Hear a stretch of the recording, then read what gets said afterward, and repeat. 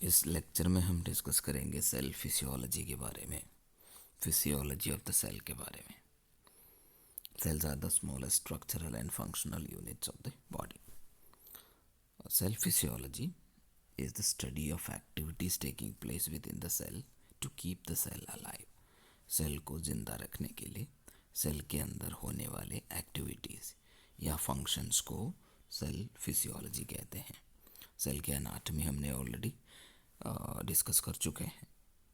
Physiology refers to normal functions in a living organism. एक living organisms में जो normal functions जो हो रहा है, नॉर्मल एक्टिविटीज़ जो हो रहा है, उसको फिजियोलॉजी कहते हैं। तो सेल के अंदर होने वाले एक्टिविटीज़ को फिजियोलॉजी ऑफ सेल या सेल फिजियोलॉजी कह सकता है। The cell consist of cell membrane, cytoplasm and various organelles in it. Cell के एक सेल मेम्ब्रेन रहते हैं, ये सेल मेम्ब्रेन रहते हैं और उसके अंदर साइटोप्लाज्म रहते हैं और साइटोप्लाज्म के अंदर वेरियस ऑर्गेनेल्स भी रहते हैं। ये भी हमने जो अनाटमी में पढ़ा था। अब सबसे पहले सेल मेम्ब्रेन देखते हैं और उनके फंक्शंस क्या क्या है ये देखते हैं। सेल मेम्ब्रेन और plasma membrane is the outer protective covering of the cell. Cell membrane या उसको प्लाज्मा मेम्ब्रेन भी कहते हैं, जो outer protective covering of the cell है। Plasma membrane separates the internal and external environment of the cell. Cell के internal environment और external environment को सेपरेट करने में ये प्लाज्मा मेम्ब्रेन मदद करते हैं। And the fluid outside the cell is called extra cellular fluid. Cell के बाहर की जो फ्लूइड रहेगा उसको एक्स्ट्रा सेलुलर फ्लूइड कहेंगे और जो अंदर होगा उसको इंट्रा सेलुलर फ्लूइड कहते हैं। ये यहाँ पे सेल मेम्ब्रेन है जिसके बारे में हम पढ़ेंगे। The fluid inside the cell is called intracellular fluid. It functions as a selective barrier. एक सेलेक्टिव बैरियर की तरह ये काम करते हैं। कुछ चीज़ों को अंदर आने देते हैं, कुछ चीज़ों को बाहर जाने देते हैं। सेलेक्टिव एंट्री एंड एक्सिट इस सेल पे मेम्ब्रेन में होगा। It is acting as a selective barrier. It is a semi permeable membrane. Semi permeable means which is not permeable to every substance. सारे सब्सटेंसेस के लिए परमेबल नहीं है। कुछ सब्सटेंसेस को अंदर आने देते हैं, कुछ को बाहर जाने देते हैं। It helps in the exchange of certain substances between the extra cellular fluid and intra cellular fluid. जो अंदर होगा वो उसको इंट्रा सेलुलर फ्लूइड कहते हैं। इंट्रा सेलुलर फ्लूइड के अंदर कुछ सब्सटेंसेस को आने देते हैं और एक्स्ट्रा सेलुलर फ्लूइड में कुछ सब्सटेंसेस को जाने भी देते हैं ये। And it is impermeable, not permeable to large molecules. Large molecules के लिए परमेबल नहीं है, उसको अलाउ नहीं करते हैं एक्सचेंज के लिए या ट्रांसपोर्ट के लिए। And such as proteins and proteins के लिए वगैरह लार्ज मॉलिक्यूल्स है, उसके लिए ये परमेबल नहीं है। And selectively permeable to small molecules. Small molecules के लिए परमेबल है, जैसे आयन्स, मेटाबोलाइट्स, इन सब के लिए परमेबल है ये। अब देखते हैं composition of the cell membrane, किस चीज़ से बने हैं या क्या क्या है उस सेल मेम्ब्रेन में। It is composed of 3 types of substances, जैसे proteins, lipids, carbohydrates. Proteins 55% majority proteins है। देन लिपिड्स है जो 40% है और कार्बोहाइड्रेट 5% है। तो प्रोटीन्स के बारे में सबसे पहले देखेंगे। Proteins in the cell membrane. The protein layer of the cell membrane is situated on either side of the central lipid layer। central lipid layer के दोनों साइड में प्रोटीन लेयर देखने को मिलेगा। ये आप देख सकते हैं, प्रोटीन्स है, ये सब प्रोटीन लेयर्स हैं। ये फॉस्फोलिपिड बाई लेयर कहते हैं इसको। इसकी दोनों साइड में प्रोटीन लेयर देखने को मिलेगा। So these protein molecules are of 2 categories। 2 categories हैं, 2 कैटेगरीज, 2 टाइप्स है ये प्रोटीन। सो इंटीग्रल प्रोटीन या उसको ट्रांसमेम्ब्रेन प्रोटीन कहते हैं। Integral protein, integral means transmembrane protein. Integral जो फॉस्फोलिपिड बाइलेयर के अंदर है पूरा। ओके। एंड पेरिफेरल प्रोटीन जो पेरिफेरी में है, पेरिफेरल मेम्ब्रेन प्रोटीन भी कहते हैं। ये देख सकते हैं, ये पेरिफेरल मेम्ब्रेन प्रोटीन है, पेरिफेरी में है, साइड में है, किनारे में है। तो सबसे पहले देखेंगे इंटीग्रल प्रोटीन के बारे में। Integral proteins are also called trans membrane protein. इन्हें ट्रांस मेम्ब्रेन प्रोटीन भी कहते हैं, जैसे ये है ट्रांस मेम्ब्रेन प्रोटीन या इंटीग्रल प्रोटीन है। And this protein molecules pass through the entire length of the cell membrane. Cell membrane की पूरे जो क्रॉस सेक्शन में पूरे, ये यहाँ पे देख सकते हैं, the present entire length of this cell membrane from one side of the cell membrane to the other side। Cell membrane के एक साइड से दूसरे साइड, सेल मेम्ब्रेन की एक साइड से दूसरे साइड तक वो एक्सटेंड करते हैं ये इंटीग्रल प्रोटीन या trans membrane protein. So next है peripheral protein. So peripheral proteins are also called peripheral membrane protein। उन्हें पेरिफेरल मेम्ब्रेन प्रोटीन भी कहते हैं। They do not penetrate through the cell membrane।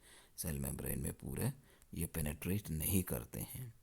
तो ये पूरे पेनेट्रेट नहीं करेंगे, वो एक पेरिफेरी में ही रहेंगे, एक साइड में ही रहेगा।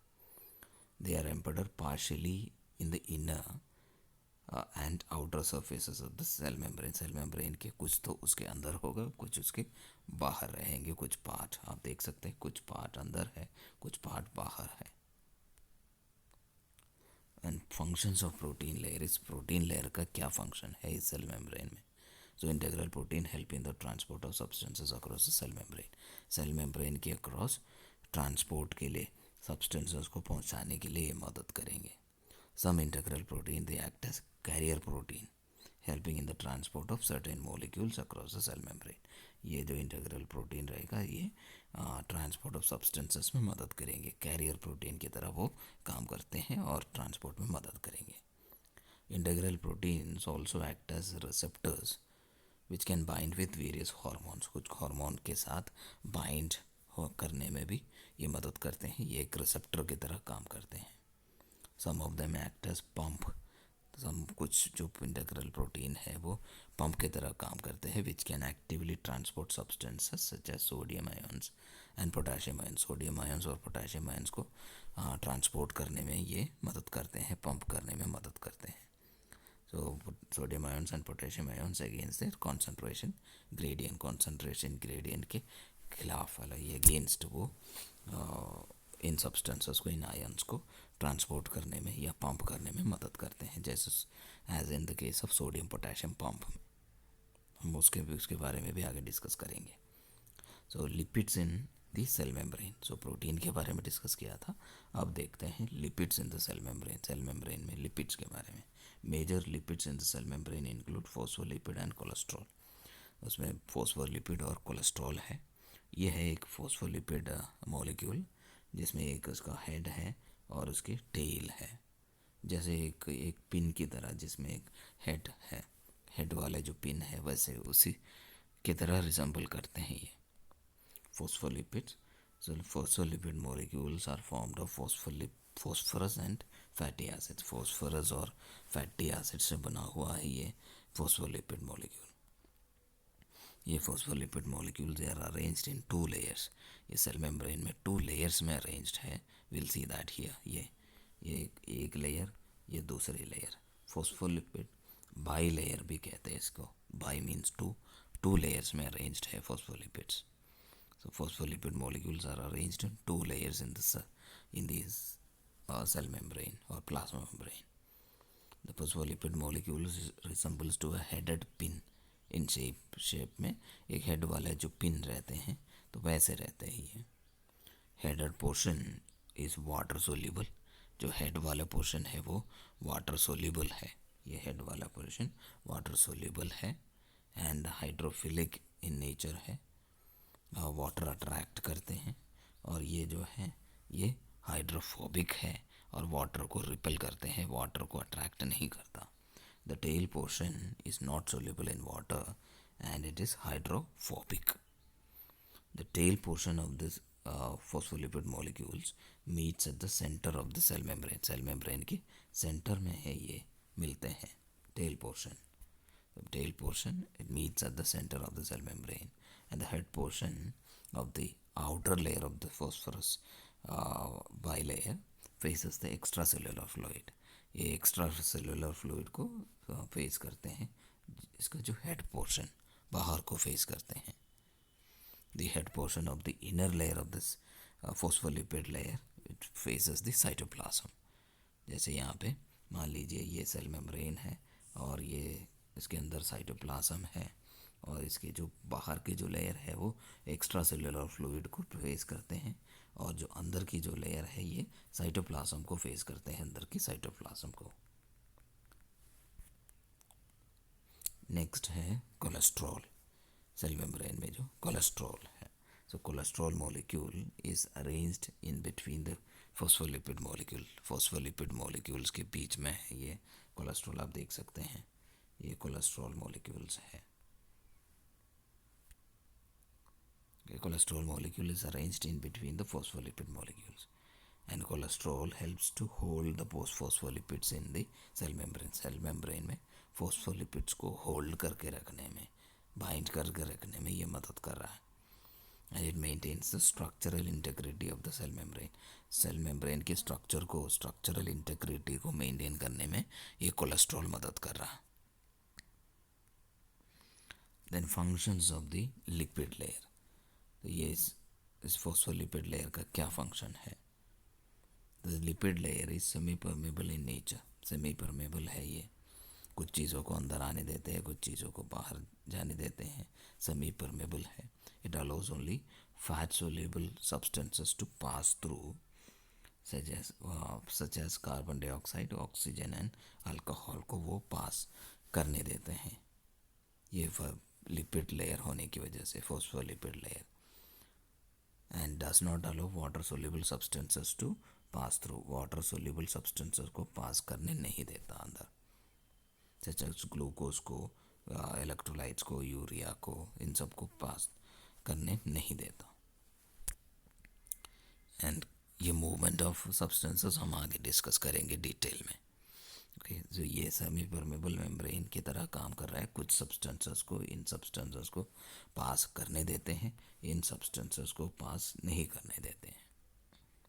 Then carbohydrates in the cell membrane. Cell membrane में कार्बोहाइड्रेट्स के बारे में, so carbohydrate molecules they form a thin covering over the entire surface of the cell membrane. Cell membrane की पूरे सरफेस में एक थिन लेयर कार्बोहाइड्रेट मॉलिक्यूल के उसको कवर कर रहा है, और उसको कहते हैं glycocalyx.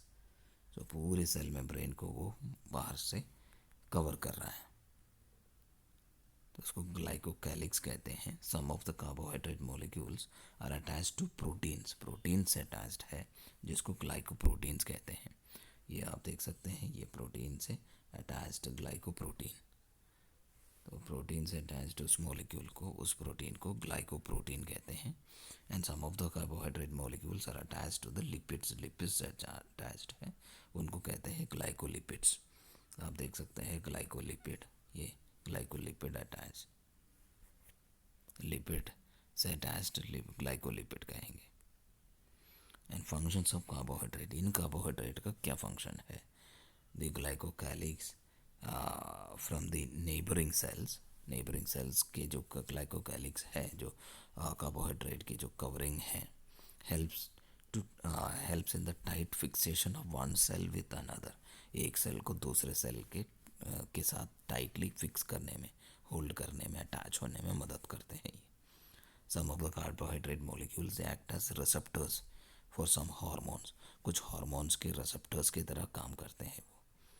And carbohydrate molecules are negatively charged है, and they do not allow negatively charged substances to move into and out of the cell. Negatively charge substances को ना सेल के अंदर आने देते हैं, ना बाहर जाने देते हैं। And functions of cell membrane. अब देखते हैं पूरे सेल मेम्ब्रेन का क्या क्या फंक्शंस रहते हैं। The cell membrane they protect the cytoplasm and other organelles present within the cytoplasm. साइटोप्लाज्म के अंदर प्रेजेंट ऑर्गेनेल्स को और साइटोप्लाज्म को, खुद को भी ये प्रोटेक्ट करने में सेल मेम्ब्रेन क्योंकि आउटर प्रोटेक्टिव कवरिंग है। Cell membrane is responsible for maintaining the size and shape of the cell. Size और शेप ऑफ द सेल को मेंटेन करने में मदद कर रहा है।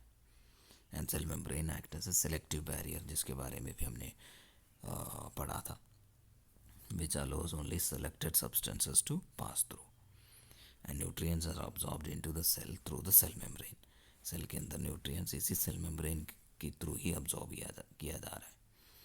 The waste materials from the cell are excreted out of the cell through the cell membrane. तो cell से वेस्ट मटेरियल को इस सेल मेम्ब्रेन के थ्रू ही बाहर निकाला जा रहा है. The exchange of oxygen and carbon dioxide into and out of the cell also takes place through the cell membrane. Oxygen को लेना, कार्बन डाइऑक्साइड को छोड़ना, ये सब इन ऑक्सीजन कार्बन डाइऑक्साइड सब की एक्सचेंजेस में भी ये सेल मेम्ब्रेन मदद कर रहा है. एंड नेक्स्ट है साइटोप्लाज्म, जो हम अब तक जो डिस्कस कर रहा था सेल मेम्ब्रेन के बारे में, उसके सेल मेम्ब्रेन कैसे बने हैं, उनमें कौन कौन से मॉलिक्यूल्स हैं, उन सब के क्या फंक्शन है, और सेल मेम्ब्रेन की भी क्या फंक्शन है, वो हमने डिस्कस किया था. अब साइटोप्लाज्म के बारे में देखेंगे. This is present inner to the cell membrane. Cell membrane के अंदर है ये. सेल मेम्ब्रेन के अंदर के जो एरिया है वो उसको साइटोप्लाज्म कहते हैं. It contain all cellular constituents. Cell के सारे कॉन्स्टिट्यूएंट इस सेल साइटोप्लाज्म के अंदर है. It contain cytosol and organelles. Cytosol ये फ्लूइड पोर्शन है, ऑर्गेनेल्स जो स्ट्रक्चर्स जो साइटोप्लाज्म के अंदर होते हैं उन्हें कहते हैं. Cytosol is the fluid portion of the cytoplasm and this is a site for cellular reaction. जो सारे सेलुलर रिएक्शंस हैं वो साइटोसोल में हो रहा. And organelles include nucleus, mitochondria, ribosomes, endoplasmic reticulum, Golgi apparatus, lysosome, cytoskeleton, ये सब है. इसके एनाटॉमी भी हमने ऑलरेडी डिस्कस किया था. ये सारे जो स्ट्रक्चर्स जिस साइटोप्लाज्म के अंदर है वो सब ऑर्गेनेल्स है. सो सबसे पहले डिस्कस करेंगे न्यूक्लियस के बारे में. So nucleus is the largest organelle contained within the cytoplasm of the cell. cytoplasm के अंदर है और largest organelle है of the cell है. This is a double layered membrane. There is a double layered membrane, जो एक double layered membrane है उसको cover कर रहा है, जिसको nuclear envelope कहते हैं. And there are pores in the nuclear envelope, उन्हें nuclear pores कहते हैं. There are pores, ये holes है जिन्हें nuclear pores कहते हैं. The nuclear pores will allow the transport of substances between the nucleus and the cytoplasm. Nucleus और cytoplasm के बीच में transport of substances में ये nuclear pores मदद करते हैं. There is a spherical body at the center. Center में एक spherical body है, spherical shaped, उन्हें nucleolus कहते हैं, nucleolus. And this nucleolus contains genetic material. इसमें genetic material है and it controls all metabolic activities. All the activities of the cell को वो control करते हैं. Then functions of nucleus. So it controls all activities of the cell. ये cell division को control करते हैं. जेनेटिक या हेरिडिटरी इंफॉर्मेशंस को जीन में, अपने जीन में स्टोर करके रखते हैं. And it transforms genetic information from one generation to next generation. एक जनरेशन से दूसरे जनरेशन में जेनेटिक इंफॉर्मेशन को ट्रांसमिट करने में, ट्रांसफॉर्म करने में मदद करते हैं. And it nucleus synthesizes, RNA synthesize करने में मदद कर रहे हैं. नेक्स्ट है माइटोकॉन्ड्रिया. नेक्स्ट ऑर्गेनेल है mitochondria. Power houses of the cell कहते हैं. ये एटीपी जनरेट करते हैं केमिकल रिएक्शंस के थ्रू. और इसकी वॉल्स में 2 मेम्ब्रेन्स हैं, आउटर माइटोकॉन्ड्रियल मेम्ब्रेन और इनर माइटोकॉन्ड्रियल मेम्ब्रेन. आउटर और इनर माइटोकॉन्ड्रियल मेम्ब्रेन हमने ऑलरेडी डिस्कस कर चुके हैं एनाटॉमी में. तो इसके बहुत सारे जो इनर माइटोकॉन्ड्रियल मेम्ब्रेन में जो फोल्डिंग्स हैं जिन्हें क्रिस्टे कहते हैं, ये जो फोल्ड्स हैं जिन्हें क्रिस्टे कहते हैं. और ये क्रिस्टे ये केमिकल रिएक्शंस के लिए जो अवेलेबल सरफेस एरिया को बढ़ाने में मदद करते हैं. तो एक जो area present at the centre of the mitochondria जिसको मैट्रिक्स कहते हैं, उसी मैट्रिक्स में ही this is a fluid filled cavity है और it is present inner to the mitochondrial membrane. और जो रिएक्शंस है वो इसी मैट्रिक्स में हो रहा है. तो फंक्शंस ऑफ माइटोकॉन्ड्रिया देखेंगे. They release energy. Energy release करने में मदद करते हैं. एनर्जी रिलीज़ करने की वजह से ही इन्हें power house of the cell कहते हैं. The next ribosomes. Ribosomes are granular, दाने जैसे स्ट्रक्चर्स हैं. प्रोटीन सिंथेसिस के साइट्स है ये. They synthesise proteins from amino acids. Amino acid से आरएनए यूज़ करके प्रोटीन सिंथेसाइज करने में ये राइबोसोम्स मदद करते हैं. ये न्यूक्लियर एनवेलप के सरफेसेस में है, रफ एंडोप्लाज्मिक रेटिकुलम के सरफेसेस में है. एंड ये they manufacture proteins for export from the cell. Cell से। ये आप देख सकते हैं, ये दाने दाने जो स्ट्रक्चर्स जो दिख रहा है न्यूक्लियर एनवेलप और रफ एंडोप्लाज्मिक रेटिकुलम के वॉल्स पे, वो राइबोसोम्स है। And some of the ribosomes are free है, अनअटैच्ड भी है, जो which synthesise proteins within the cytosol. Cytosol के अंदर प्रोटीन को सिंथेसाइज करने में मदद करते हैं। They are also present, ribosomes are also present attach to the mitochondria, या in the mitochondria they synthesise mitochondrial proteins, वो सिंथेसाइज करेंगे। अब देखते हैं endoplasmic reticulum. Endoplasmic reticulum, this is a series of interconnected membranous canals है। तो interconnected membranous canals आप यहाँ पे इस डायग्राम में देख सकते हैं। ये इंटरकनेक्टेड मेम्ब्रेनस कैनाल्स, इसके स्ट्रक्चर हमने एनाटॉमी में ऑलरेडी पढ़ चुके हैं। दे extend from the nuclear envelope. ये न्यूक्लियर एनवेलप न्यूक्लियस को कवर करने में, न्यूक्लियर एनवेलप की कंटिन्यूएशन है, वहाँ से एक्सटेंड करते हैं। They are involve in transport of proteins, protein को ट्रांसपोर्ट करने में ये मदद कर रहा है। टू डिफरेंट टाइप्स है एंडोप्लाज्मिक रेटिकुलम के, वो है rough endoplasmic reticulum and smooth endoplasmic reticulum. ये जो पार्ट है जिसमें ये दाने दाने जो स्ट्रक्चर है वो रफ एंडोप्लाज्मिक रेटिकुलम है, और ये जो है स्मूथ एंडोप्लाज्मिक रेटिकुलम है, जिनमें दाने दाने जैसे राइबोसोम्स अटैच नहीं रहता। So functions of endoplasmic reticulum, they are attached to the walls of the rough endoplasmic reticulum, and they are the sites for protein synthesis. Protein synthesis के sites हैं. Ribosomes are not attached to the wall of the smooth endoplasmic reticulum, and वहाँ पे it helps in the synthesis of lipids, steroids, cholesterol and carbohydrate. इनकी synthesis में मदद करते हैं, and also helping the detoxification of some of the drugs as well as alcohol. इनकी detoxification में भी मदद करते हैं। अब नेक्स्ट है Golgi apparatus. They are group of closely folded flattened membranous sacs है। जो फ्लैट मेम्ब्रेनस सैक्स से बना हुआ जो, और इनके जो सैक्स है उसमें बल्जिंग एंड्स है, एंड्स जो है बल्जड है, और बहुत सारे ऐसे थैलियाँ होंगे, और क्लोजली पैक्ड है, फ्लैट है। Functions of Golgi apparatus is concerned with processing and transport of proteins and lipids to different parts of the cell.